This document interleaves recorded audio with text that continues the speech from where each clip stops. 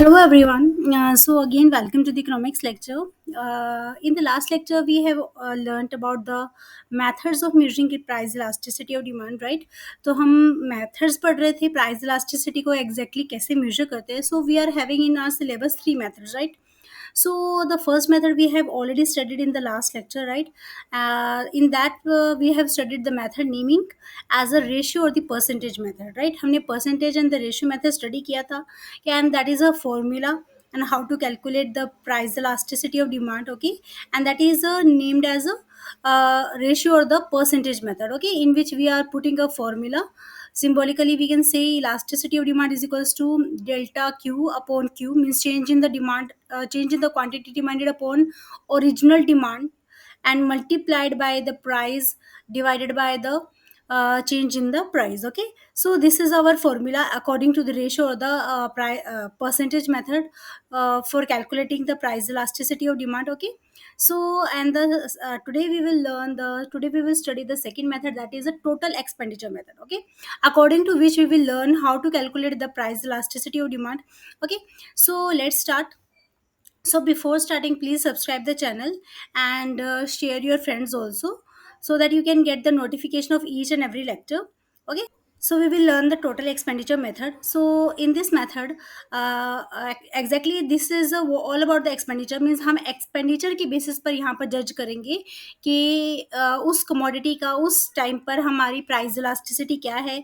हमने price elasticity के types पढ़े हैं, जिसमें हमने देखा है unitary elastic, less than unitary elastic और more than unitary elastic, right? और द परफेक्टली इन इलास्टिक और परफेक्टली इलास्टिक, हमने ये 5 टाइप पढ़े हैं, ठीक है? तो उन्हीं कैटेगरी में हम डिवाइड करेंगे हमारी टाइप्स को, पर हम किस तरीके से कैलकुलेट करने वाले हैं, टोटल एक्सपेंडिचर मेथड से, ओके? सो क्या दिया आपको, this method was developed by professor Alfred Marshall. ये मेथड किसने डेवलप किया था? ये मेथड डेवलप किया था प्रोफेसर एल्फ्रेड मार्शल ने, ठीक है? तो इन दिस मेथड, इस मेथड में क्या बताया गया है, total amount of expenditure before and after the price changes compared. इस मेथड में हम एक्सपेंडिचर कैलकुलेट करते हैं, ठीक है? क्योंकि हमारे इस मेथड का नाम क्या है, एक्सपेंडिचर मेथड. अब इस मेथड में हम क्या करने वाले एग्जैक्टली, हम प्राइस तो ऑब्वियसली चेंज होने वाला है, हम यहाँ पर भी प्राइस का रिलेशन लेंगे डिमांड के साथ, ठीक है? तो price is the main factor while seeing any quantity demand of the commodity, है ना? जब भी हम कोई चीज़ की डिमांड देखते हैं तो कौन सा फैक्टर सबसे मेन आ जाता है, दैट इज़ अ प्राइस. तो हम यहाँ पर भी प्राइस को ही लेके चलने वाले हैं, बाकी सारे फैक्टर्स को हम यहाँ पर मीन्स कंसिडर भी नहीं करेंगे, बाकी सारे फैक्टर्स को इग्नोर करेंगे and see we will consider only the price, okay? तो हम यहाँ पर क्या करने वाले एग्जैक्टली, प्राइस तो चेंज होने ही वाला है, किसी भी कमोडिटी का प्राइस चेंज होता है तो प्राइस चेंज होने के पहले का जो एक्सपेंडिचर था और प्राइस चेंज होने के बाद का जो एक्सपेंडिचर है उसे हम कंपेयर करेंगे, okay? So expenditure before the price means expenditure before the price change and expenditure after the price change we will compare, okay? So this is all about this method, okay? So here the total expenditure refers to the, यहाँ पर total expenditure, अब आप क्यों total expenditure की बात कर रहे हो, वो टोटल अमाउंट ऑफ एक्सपेंडिचर. अब आपको ये पता होना चाहिए कि हम एक्सपेंडिचर को कैलकुलेट कैसे करेंगे, है ना? तो एक्सपेंडिचर को कैलकुलेट करने के लिए आपको एक फॉर्मूला प्रोवाइड किया गया है. तो क्या दिया है, here the total expenditure refers to the product of the price into quantity demanded, and quantity demanded means price, total expenditure हम कैसे कैलकुलेट करेंगे, price into quantity demanded, okay? So in this connection Marshall has given the following proposition. Marshall ने हमें 3 बातें mainly यहाँ पर discuss की है and these are very important, okay? So total expenditure calculate करने का सबसे पहले आपको ये फॉर्मूला ध्यान में रखना है कि price into quantity demanded. For example, मान लो किसी चीज़ का प्राइस क्या है, 100 रुपये है और आपने 2 केजीज परचेस किए. क्वांटिटी डिमांडेड मतलब इन केजीज, है ना? आपकी डिमांड कितनी है, तो आपने मान लो कि 100 रुपये की चीज़ को आपने 100 रुपये किलो की चीज़ को आपने 2 किलो खरीदा, तो आपका टोटल एक्सपेंडिचर कितना होगा, आप जस्ट कैलकुलेट करिए, इट विल बी 200, राइट? है ना? 200 रुपये हमारा टोटल एक्सपेंडिचर होगा. तो इस तरीके से हम ये टोटल एक्सपेंडिचर क्या करेंगे, कैलकुलेट करेंगे. आई होप आपको समझ में आ रहा है हम टोटल एक्सपेंडिचर कैसे कैलकुलेट करेंगे. तो इस मेथड में मेनली आपको ये पता रहना चाहिए कि हम टोटल एक्सपेंडिचर कैसे कैलकुलेट करेंगे. आपको प्राइस प्रोवाइड किया जाएगा या फिर आप अपने तरीके से ले सकते हैं उसे, है ना? आप जब एग्जाम में बनाएंगे तो आप अपने तरीके से प्राइस लेके चलो, और आपको ये बात तो पता ही है कि जैसे जैसे प्राइस बढ़ता जाएगा और उसकी डिमांड क्या होती जाएगी, कम होती जाएगी, है ना, because there is inverse relationship between the price and the quantity demanded of the commodity. Okay, तो हमें टोटल एक्सपेंडिचर कैलकुलेट करना है, जिसका फॉर्मूला आप लोगों के पास ऑलरेडी है, स्क्रीन पर है, दिख रहा है आपको फॉर्मूला, राइट। और आपको प्राइस प्रोवाइड किया जाएगा, तो हमें टोटल एक्सपेंडिचर कंपेयर करना है प्राइस चेंज होने के पहले का एंड प्राइस चेंज होने के बाद का। हम जो टोटल एक्सपेंडिचर है उसे हम क्या करेंगे, कंपेयर करेंगे। ओके, और कंपेयर करने के बेसिस पर हम उसे रिजल्ट प्रोवाइड करेंगे। अब एग्जैक्टली रिजल्ट कैसे प्रोवाइड करेंगे वो हम देखेंगे, ठीक है। तो ये क्या दिया आपको, सबसे पहले हमें दिया है रिलेटिवली इलास्टिक डिमांड। ये देखो, आपको मैं एग्जाम बता देती हूँ, ये है ए, है ना, रिलेटिवली इलास्टिक डिमांड हमारी means less than greater than unit elastic. Relatively elastic मतलब ग्रेटर देन यूनिटरी इलास्टिक, मतलब जब ऐसा होता है कि आपके प्राइस में ज़्यादा चेंज नहीं, प्राइस में एकदम माइनर सा चेंज हो रहा है, या फिर ज़ीरो चेंज होने के बाद भी आपकी डिमांड में बहुत ज़्यादा इफेक्ट होता है, तो हम उसे बोलते हैं रिलेटिवली इलास्टिक डिमांड, जो कि क्या होता है, ये ग्रेटर देन वन, जिसका आंसर क्या आएगा, मीन्स वन से ज़्यादा आएगा। ओके, इस वजह से हम उसे बोलते हैं ग्रेटर देन वन। अब यहाँ पर देखो, आपको यहाँ पर ए डिस्कस किया है और आपको यहाँ पर ए ही आपको मीन्स टेबुलर प्रेजेंटेशन के फॉर्म में आपको एक्सप्लेन किया है, और उसके बाद आपको यहाँ पर नीचे डिस्कशन किया है, देखो यहाँ पर है ना, एग्जाम्पल है, ये आपको यहाँ पर टेबल एक्सप्लेन किया है, ठीक है। तो हम ए पढ़ेंगे, पहले ए के बारे में हम पूरा डिटेल पढ़ेंगे, फिर हम बी के बारे में, फिर हम सी के बारे में। Okay, so that you can learn in a better way. Okay, start करते हैं हम। रिलेटिवली इलास्टिक डिमांड, अब प्रोफेसर अल्फ्रेड मार्शल ने एक्सपेंडिचर मेथड के थ्रू क्या बताया कि रिलेटिवली इलास्टिक डिमांड क्या है। रिलेटिवली इलास्टिक डिमांड मतलब मोर देन यूनिटरी इलास्टिक, है ना। तो क्या दिया है, when with a given change in the price of the commodity, मतलब कमोडिटी के प्राइस चेंज में when with the given change in the price of the commodity, किसी भी कमोडिटी की प्राइस चेंज होने से जब टोटल एक्सपेंडिचर क्या होता है, बढ़ जाता है। Okay, total outlay in the sense total expenditure, okay, वो कुछ अलग मतलब नहीं है, टोटल आउटले बोलो या टोटल एक्सपेंडिचर बोलो, एक ही बात है। तो elasticity of demand is greater than one, तो अब हम बोलेंगे इलास्टिसिटी ऑफ डिमांड क्या है, ग्रेटर देन वन रहेगी। ओके, तो क्या दिया है, मतलब जब प्राइस चेंज होगा तब जो पहले का जो एक्सपेंडिचर था और जो पहले का एक्सपेंडिचर कम था और बाद का एक्सपेंडिचर क्या हो जाएगा, बढ़ जाएगा। तो हम उसे बोलेंगे रिलेटिवली इलास्टिक डिमांड। ओके, तो यहाँ पर क्या दिया, देखो आपको मैं टेबल के थ्रू ज़्यादा बेटर वे में आपको समझ में आ जाएगा, ठीक है। तो प्राइस आपको रुपीज़ में दिया है, आपको क्वांटिटी डिमांडेड दी है, यहाँ पर आपको टोटल एक्सपेंडिचर कैलकुलेट करना है। आपको पता है टोटल आउटले बोलो या टोटल एक्सपेंडिचर बोलो, हमें एक ही बात है, ये जो प्राइस है पी और ये जो क्वांटिटी डिमांडेड है क्यू, से हम क्या करना है, मल्टीप्लाई करना है। आपको दिया है 10 रुपीज़, मान लो सबसे पहला केस हमें क्या दिया है, ए में हम पढ़ रहे हैं कि आपको किसी कमोडिटी का प्राइस मान लो 10 रुपीज़ था, और आपने उस टाइम पे कितना यूनिट्स डिमांड किया, यूनिट्स बताया, यहाँ पर केजीज में नहीं बताया, यहाँ पर यूनिट्स बताया। Okay, we will consider the units, units can be any KG और ओनली ग्राम्स ऑल्सो, है ना, किसी भी तरीके से हम यहाँ पे ले सकते हैं, तो हम आप केजी भी अज्यूम कर सकते हो, that is not an issue. मान लो आपने 10 कोई चीज़ आपको 10 रुपीज़ पर यूनिट मिल रही थी और आपने 6 यूनिट्स का डिमांड किया। ओके, तो आपकी टोटल खर्चा कितना हो जाएगा, 10 into 6 is equals to 60, yes, right. फिर आपका क्या हुआ, फिर थोड़ी देर बाद में कुछ समय के बाद उसका प्राइस हो गया 20 रुपीज़। अब प्राइस जब बढ़ जाता है तो हमारी डिमांड ऑब्वियसली क्या हो जाएगी, कम हो जाएगी, तो आपने 5 रुपये ही, 5 मीन्स 5 किलो या फिर 5 यूनिट्स ही आपने डिमांड किया, है ना। तो 20 into 5 can will become 100, right.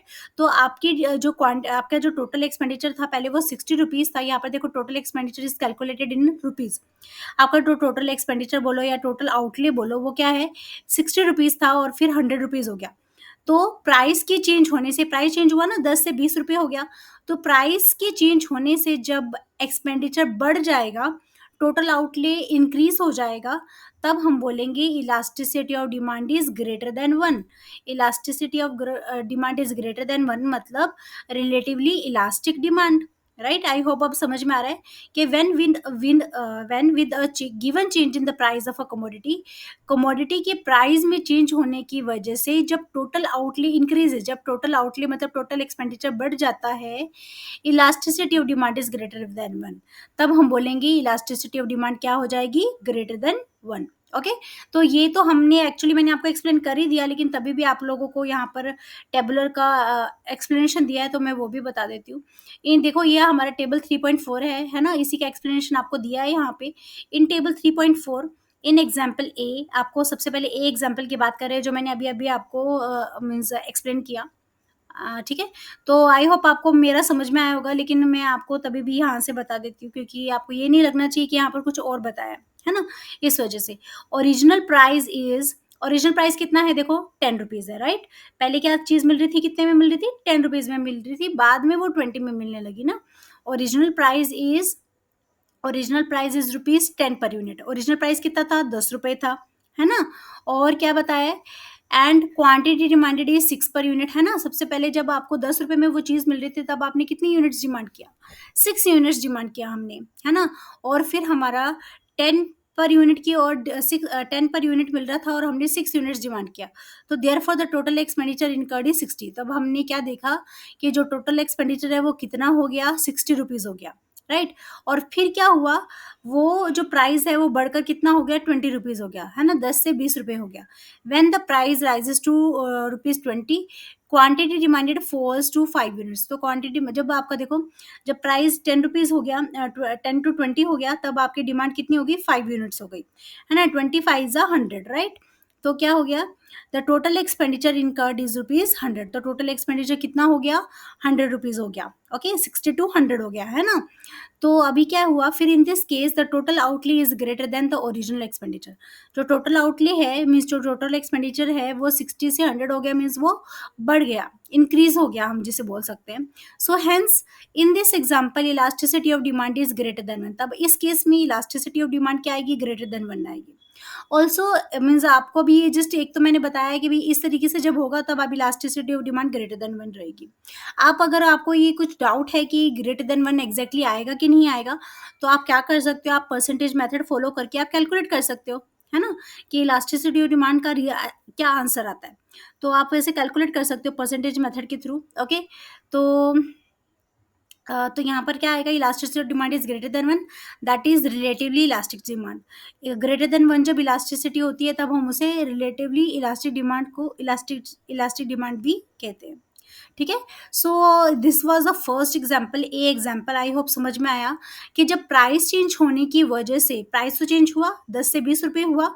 Price के चेंज होने से, भले ही वो प्राइस बढ़े या कम हो, प्राइस के चेंज होने से जब हमारा टोटल आउटले मतलब टोटल एक्सपेंडिचर बढ़ता है, तब हम बोलेंगे elasticity of demand will be greater than 1। तब उस केस में आपको हमेशा क्या रिजल्ट मिलेगा? इलास्टिसिटी ऑफ डिमांड का ग्रेटर देन 1, या फिर आप बोल सकते हो कि रिलेटिवली इलास्टिक डिमांड आपको रिजल्ट में मिलेगा। ओके, और फिर सेकंड एग्जांपल, बी का एग्जांपल क्या बताया है? Unitary elastic demand. Unitary elastic demand में क्या बताया है? Elasticity of demand is equal to 1, unitary elastic. Okay, अब इसका क्या है, इस केस में क्या होने वाला है? व्हेन द प्राइस फॉल्स और राइजेस, प्राइस बढ़े या कम हो, मतलब प्राइस चेंज होगा। ओके, और उसकी वजह से total outlet does not change, मतलब टोटल आउटलेट जो आपका टोटल एक्सपेंडिचर है वो उतना का उतना ही रहेगा, मीन्स चेंज नहीं होगा। तो अब हम बोलेंगे elasticity of demand is equal to 1। तब हम बोलेंगे इलास्टिसिटी ऑफ डिमांड क्या रहेगी? इक्वल टू 1 रहेगी। ओके, तो ये देखो बी एग्जाम्पल में क्या दिया है, आपका प्राइस कितना था? ₹30 था। जब आपकी प्राइस ₹30 था, किसी भी कमोडिटी का प्राइस कितना था? ₹30 पर यूनिट था। तब आपने कितना यूनिट्स डिमांड किया? 4 यूनिट्स डिमांड किया, मतलब कितना हो गया? 30 इंटू 4, कितना एक्सपेंडिचर हो जाएगा? ₹120 आपका एक्सपेंडिचर हो जाएगा। और फिर क्या हुआ? प्राइस बढ़ गया, है ना? उस कमोडिटी का प्राइस कितना हो गया? ₹40 केजी हो गया या फिर ₹40 यूनिट हो गया। उस टाइम पे आपने कितना डिमांड किया? 3 यूनिट्स डिमांड किया। तब भी देखो 43 इज़ 120 आएगा, मीन्स आपका एक्सपेंडिचर चेंज नहीं हो रहा। हालाँकि हमारा यहाँ पर प्राइस चेंज हो रहा है उस कमोडिटी का, बट उसकी वजह से आपका एक्सपेंडिचर चेंज नहीं हो रहा। तब हम क्या बोलेंगे? Elasticity of demand is equal to 1। Okay, तब हम बोलेंगे इलास्टिसिटी ऑफ डिमांड क्या रहेगी? इक्वल टू 1 रहेगी। Okay, keep in mind. Okay, तो हम ये भी यहाँ पर एक्सप्लेन कर लेते हैं। यहाँ पे आपको एक्सप्लेन किया है, वो टेबल जस्ट एक्सप्लेन किया और कुछ नहीं किया, जो मैंने ऑलरेडी कर चुका है। तो इन एग्जाम्पल बी में क्या बताया आपको? Original price is 30 per unit. जो आपका कमोडिटी का ओरिजिनल प्राइस था वो क्या था? 30 पर यूनिट था, और उस टाइम पे आपने कितना यूनिट्स डिमांड किया? 4 यूनिट्स डिमांड किया, है ना? In example B original price is 30 per unit and the quantity demanded is 4 unit, और आपने कितना क्वांटिटी डिमांड किया? 4 यूनिट्स डिमांड किया। तो आपका एक्सपेंडिचर कितना आएगा? 34 जा 120, है ना? Therefore the total expenditure is ₹120। तब आपको देखोगे आपका टोटल एक्सपेंडिचर कितना है? ₹120 है ना? और फिर क्या हुआ? प्राइस बढ़ गया, 30 से ₹40 हो गया price. When the price rises to ₹40, quantity demanded falls to 3 unit. जब प्राइस ₹40 हो गया तब आपकी डिमांड और कम हो गई, मीन्स पहले जहाँ पर आप 4 यूनिट्स डिमांड कर रहे थे, अब आप 3 यूनिट्स डिमांड करेंगे, है ना? और फिर 43 ज़ा कितना हो जाएगा? 120 हो जाएगा, है ना? तो हम क्या बोलेंगे? Total expenditure incurred is 120। Total expenditure कितना हो जाएगा? 120, पहले भी उतना ही था। हालाँकि प्राइस चेंज हो रहा है लेकिन हमारा एक्सपेंडिचर कांस्टेंट रह रहा है। कांस्टेंट मतलब उतना ही है जितना पहले था, है ना? सिर्फ़ आप इस टाइम पे आप बी देखेंगे, आप ए को नहीं देखना, हाँ? तो आपने मतलब पहले भी आपका ओरिजिनल एक्सपेंडिचर भी 120 था और फिर बाद में जो नया एक्सपेंडिचर हुआ वो भी 120 है ना? तो कोई चेंज नहीं हुआ। In this case total outlay is same equal to the total original expenditure. जो नया एक्सपेंडिचर है और ओरिजिनल एक्सपेंडिचर था वो दोनों सेम है, मीन्स 120 रुपीज़ पर कांस्टेंट है दोनों भी, है ना? तो हम क्या बोलेंगे? Hence in this example elasticity of demand is equal to 1। तब हमने क्या बोला? इलास्टिसिटी ऑफ डिमांड क्या रहेगी? Equal to 1। So that is a unitary elastic demand. तब हम क्या बोलेंगे? ये क्या है? यूनिटरी इलास्टिक डिमांड है। ओके, अभी आगे सी क्या है? Relatively inelastic demand. Relatively inelastic demand मतलब जहाँ पर प्राइस में चेंज मतलब प्राइस में चेंज होने के बाद भी हमारे डिमांड में ज़्यादा चेंज नहीं होता, क्योंकि ये ज़्यादातर नेसेसिटी के टाइम पर होता है, तब हम बोलेंगे ये क्या रहेगी? रिलेटिवली इन इलास्टिक डिमांड रहेगी। ओके, क्या दिया है? When with a given change in the price of a commodity total outlay decreases. जब प्राइस में चेंज होने के बाद टोटल आउटले मतलब टोटल एक्सपेंडिचर कम हो जाएगा, तब हम उसे बोलेंगे elasticity of demand is less then 1, या फिर रिलेटिवली इन इलास्टिक डिमांड आप उसे बोलेंगे। ओके, तो यहाँ पर हम देख लेते हैं सी में क्या है जो हमने अभी अभी पढ़ा। रिलेटिवली इनइलास्टिक कब होगा? जब प्राइस तो चेंज होगा। देखो प्राइस 50 टू 60 पर जा रहा है लेकिन हमारा जो टोटल एक्सपेंडिचर है वो कम हो गया। ओके, तब हम बोलेंगे elasticity of demand will be less than 1। Okay, देखो आपका पहले डिमांड था 50 रुपीज़। आप यहाँ पर जस्ट सी सेक्शन देखेंगे, सी एग्जाम्पल देखेंगे। ओके, और ए और बी को आप नहीं मतलब ध्यान में नहीं रखना है अभी फिलहाल। ओके, क्योंकि हम सी केस पढ़ रहे हैं ना। देखो, आपको किसी कमोडिटी कितने में मिल रही है? 50 रुपीज़ पर यूनिट मिल रही है और आपने उस टाइम पे कितने यूनिट्स डिमांड किया? 2 यूनिट्स डिमांड किया। तो 52 ज़ा कितना हो जाएगा? 100। और फिर प्राइस क्या हो गया? बढ़ गया। प्राइस के बढ़ने से आपकी डिमांड कितनी होगी? 1 यूनिट हो गई। तो 61 ज़ा 60। तो प्राइस तो चेंज हुआ, 50 टू 60 हुआ, लेकिन उसकी प्राइस में चेंज होने के बाद आपका जो खर्चा है, टोटल एक्सपेंडिचर है, वो कम हो गया। और जब ऐसा होता है तब हम क्या बोलते हैं कि डिमांड क्या आएगी? लेस देन 1 आएगी। तो हम कैलकुलेट भी कर सकते हैं ताकि एग्जैक्टली हमें रिजल्ट मिले कि एग्जैक्टली डिमांड क्या है, with the help of the percentage method. इस वजह से हम परसेंटेज मेथड को ज़्यादा मेनली इंपॉर्टेंट मानते हैं, क्योंकि उससे हमें एक्यूरेट रिजल्ट मिलते हैं। यहाँ पर तो जस्ट हम बता रहे हैं कि प्राइस चेंज होगा और टोटल एक्सपेंडिचर जब बढ़ेगा तब हम ऐसा बोलेंगे, है ना? लेकिन वहाँ पर हमें एग्जैक्टली रिजल्ट मिल जाते हैं। तो in example C original price is 50 per unit, है ना?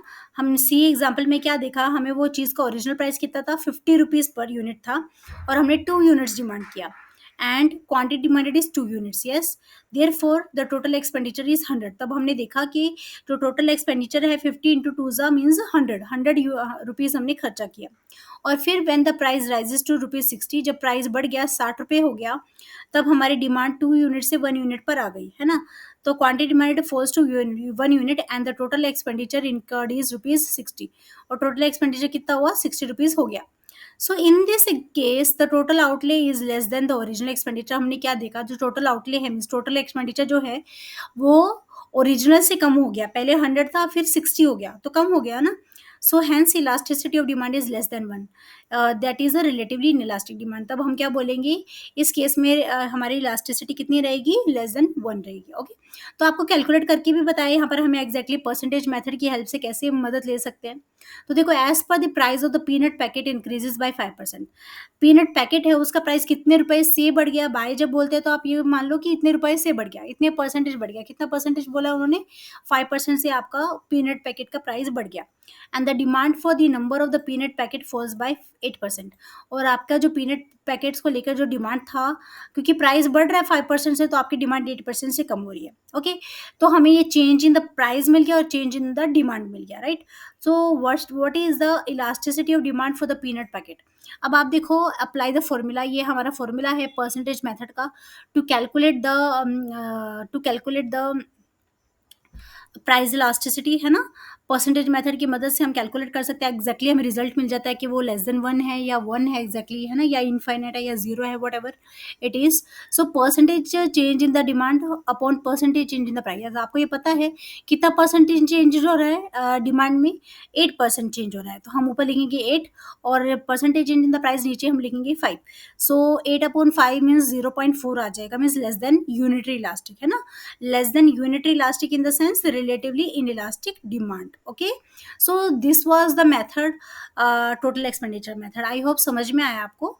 अगर तभी भी आपको कोई डाउट लगता है तो प्लीज़ आप मुझे कमेंट सेक्शन में बताइए, I will clear all your doubts. हमें डाउट नहीं रखना है, ठीक है। और चैनल को सब्सक्राइब करिए, अपने फ्रेंड्स तक शेयर करिए। अगर आपको लेक्चर समझ में आया तो प्लीज़ वीडियो को लाइक कीजिए, ओके, क्योंकि मैं जस्ट सारा जो one each and every topic cover करी हूँ वो सब आप लोगों के लिए कर रही हूँ।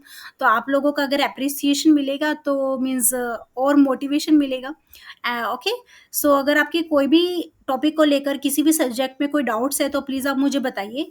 जो हमारा प्लेलिस्ट है जिसमें हम कंसेप्ट बिल्डिंग सीरीज रखते हैं, मीन्स आपकी डिमांड पर हम लेक्चर क्रिएट करते हैं, राइट, मैं आपकी डिमांड पर लेक्चर क्रिएट करती हूँ। तो प्लीज़ आप मुझे अपने डाउट्स बताइए, मैं उस पर वीडियोस बनाऊंगी ताकि आपके सारे डाउट क्लियर हो चुके। Okay, so thank you for watching this video, thank you.